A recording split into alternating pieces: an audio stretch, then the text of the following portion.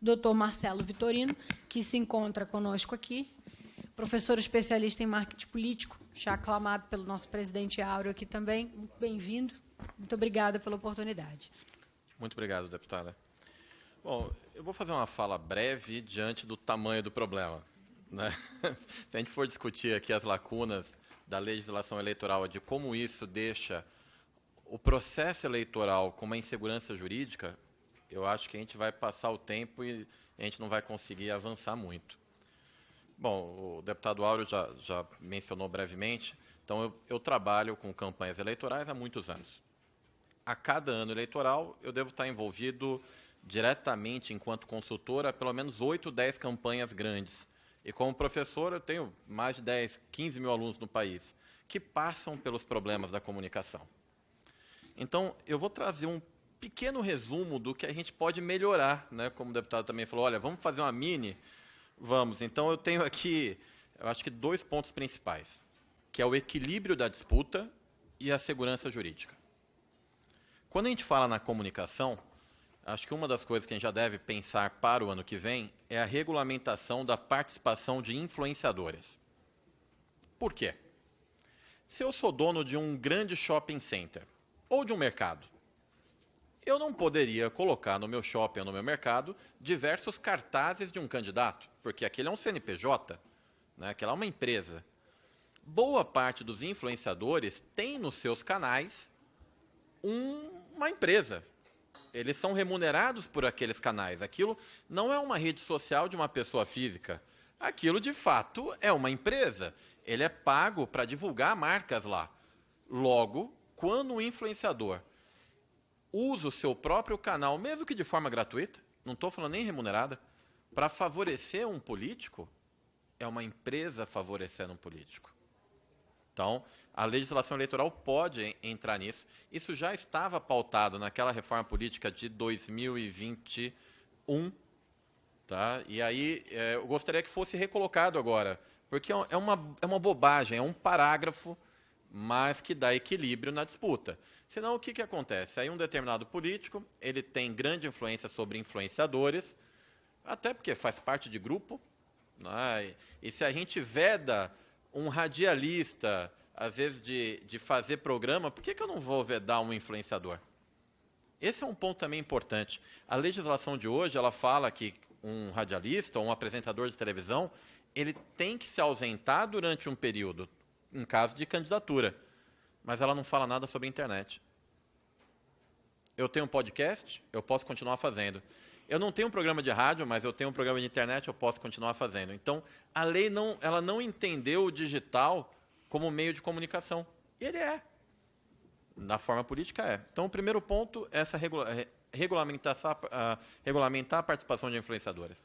Eu acho que o segundo ponto é melhorar a questão da arrecadação. Hoje, por exemplo, é permitido aos candidatos fazer uma arrecadação para sua pré-campanha a partir, se eu não me engano, de 15 de maio. Tá. Como é que eu divulgo que eu estou fazendo o que eles chamam de vaquinha, popularmente conhecida? Eu posso impulsionar?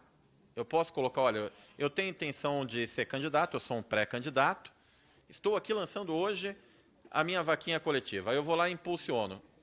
Isso é permitido? A legislação hoje tem um buraco aí, ela não fala se eu posso investir um dinheiro para poder financiar a minha campanha. E num período que é super importante, que é o que eu estou criando musculatura. Até porque o financiamento coletivo não se trata só de arrecadar dinheiro. Se trata de trazer pessoas para me apoiar. Inclusive, isso para candidatos, principalmente candidatos à vereança, isso é importantíssimo. É notório, eu acho que a deputada nunca disputou uma campanha de vereadora. Não, mas assim, campanhas de vereadora são paupérrimas. E os partidos não conseguem investir nas campanhas.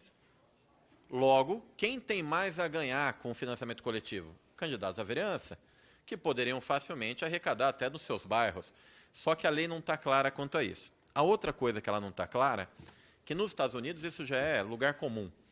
Por exemplo, eu me lembro da campanha do Obama, a que mais teve uma ação de arrecadação, pasmem vocês, era assim, você doava 10, 15 dólares e seria sorteado um jantar com George Clooney. Ela arrebentou de arrecadação. No Brasil, a arrecadação é permitida, mas eu não posso premiar quem me doa. Coisa que, assim, em plataformas de crowdfunding, isso é comum. Você doa para um projeto 50, 100 reais e você ganha alguma coisa, que, claro, valor simbólico. Então, eu gostaria de sugerir de antemão que fosse permitido, eu não posso enviar para ter uma ideia, acho que 2017. Então, eu poderia vender caneca, camiseta, boné de um candidato a deputado, a prefeito, mas eu não posso dar para ele esse boné se ele me doar R$1.000. Então, assim, por que eu não posso devolver uma parte que seja? Claro, aí tem que ter um teto, né? Que não seja superior a 20% da doação, mas que tenha alguma coisa. A pessoa foi lá, doou R$200 para a minha campanha. Por que eu não posso dar uma camiseta de 30 para ela de retribuição? Sendo que eu posso vender a camiseta. Aí é que está o negócio. É um contrassenso. Bom, aí tem mais algumas coisas. Nós temos uma dificuldade também no impulsionamento de pré-campanha. Hoje, todo candidato que faz impulsionamento nos meses que antecedem o período eleitoral está sob júdice. E é do critério do juiz eleitoral que ele pegar. Existe uma questão que a Justiça Eleitoral considera que você pode fazer impulsionamento desde que não muito. O que é não muito? Então, acho que vale a pena regulamentar essa parte. A minha sugestão é que seja limitado a 10% do teto da disputa do candidato. E vou além, deputados, que seja retirado o valor do investimento de impulsionamento de pré-campanha, que isso conte no teto de gastos da campanha. Então, assim, eu gastei 10% do teto na pré-campanha, o que eu acho legítimo e puro, afinal, eu tenho de janeiro até agosto 6 meses. 10% para distribuir em 6 meses é pouco até. E aí eu tenho 45 dias para concentrar, 48 dias, para concentrar o restante do gasto. Então, assim, que se permita aos candidatos fazer um impulsionamento, não extrapolando 10% do teto, e que este investimento seja retirado depois do teto para não haver abuso também. Essa é uma sugestão que eu dou. Ainda tem uma outra questão aqui, que é de penalização em caso de infração digital. Hoje não há proporcionalidade na pena em relação a uma infração. Por exemplo, eu sou um candidato e fiz um impulsionamento de R$100.000 em que eu ofendi um segundo candidato. Qual é a pena hoje? A pena pode ser 10. Ou seja, não existe uma proporcionalidade em relação ao investimento. Então, olha, em caso de uma infração que tem a ver com impulsionamento, que a parte infratora seja penalizada no mínimo em dobro do investimento que ela realizou e que aí, inclusive, a parte que foi prejudicada tem alguma benesse também. Então, senão o que acontece? O candidato A impulsiona R$100.000 para, de alguma forma, prejudicar o candidato B. O B vai ter que fazer um investimento para esclarecer a população daquilo. Pois é uma forma que um candidato A asfixie o B. Então, tem que ter uma regra. Tudo bem, olha, você foi lá, impulsionou uma mentira sobre o segundo candidato, mas você vai ser multado em pelo menos 2 vezes o que você investiu. Se você for penalizado, lembra quando um meio de comunicação comete um erro, ele tem que dar um espaço proporcional para que seja rebatido o erro. Muito bem. Como é hoje, então? Se eu fui lá e impulsionei R$200.000 contra um candidato, aí o candidato é penalizado a quê? A sua multa? Não, ele teria, teoricamente, que dar parte do recurso dele para corrigir o erro. Então, essa é uma parte que a lei não chegou ainda. Ainda um segundo ponto em relação ao impulsionamento, que não é impulsionamento direto, mas é compra de palavra-chave. Hoje é um pouco bagunçada a legislação, porque eu tenho uma parte que é na resolução e tem uma parte que é na lei. Na lei eleitoral. E isso bagunçou um pouco. Inclusive, a gente vai ter que resolver isso de alguma forma, porque em dado momento está dizendo que nenhum candidato pode fazer publicidade online. E não escreveu-se em alguma parte da lei que impulsionamento de publicação não é publicidade online. E aí tem juízes eleitorais que entendem, ainda hoje, uma parte da lei.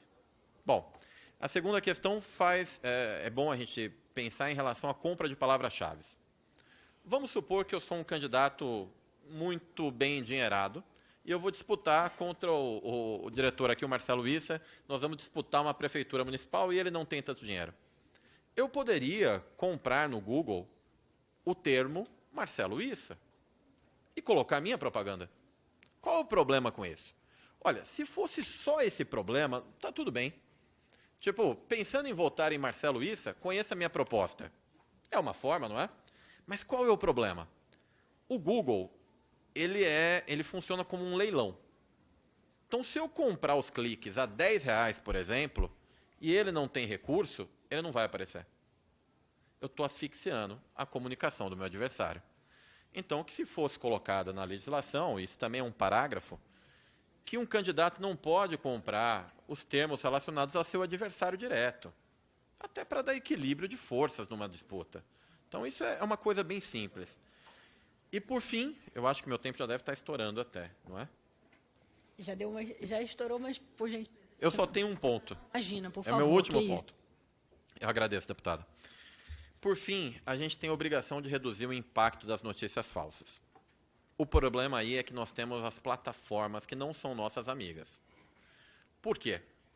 Em caso de conteúdo anônimo, a plataforma se omite de qualquer responsabilização. Mas, ao mesmo tempo, ela permite o conteúdo anônimo. Então, que seja colocado algum dispositivo que, em caso de conteúdo anônimo, que ela não remova o conteúdo, que ela seja responsável. Eu acho que é justo, né? Nós temos uma Constituição Federal que diz, que garante a liberdade de expressão, mas tem uma vírgula ali que é vedado anonimato. Então, a partir do momento que o Facebook, que o Instagram, que o Twitter, depois disso eu acho que eles vão gostar menos de mim. Mas depois que eles permitam que uma conta anônima faça uma publicação que prejudique, eu não estou falando prejudicar um candidato, eu estou falando prejudicar o julgamento da população. Quando uma conta falsa publica um conteúdo, a plataforma permite que aquele conteúdo fique ali e até seja impulsionado e distribuído pelo WhatsApp. A quem ela está prejudicando? Diretamente ao candidato, mas indiretamente a uma população que teria o direito de escolher livremente e com informações legítimas o candidato dela. Então, se a plataforma permitir essa manipulação, creio eu que ela deve ser responsabilizada por alguma forma. Que não seja retirada a plataforma inteira do ar, né? Porque também se a gente deixar isso em aberto, aí alguém vai falar, não, então tira esse Instagram do ar. Não é disso, mas a responsabilização é que o candidato tenha direito à equiparação por parte da plataforma que permitir e manter o conteúdo anônimo. Eu acho que isso encerra a minha fala. Muito obrigado a todos. Doutor Marcelo, muito obrigada pelas suas colocações.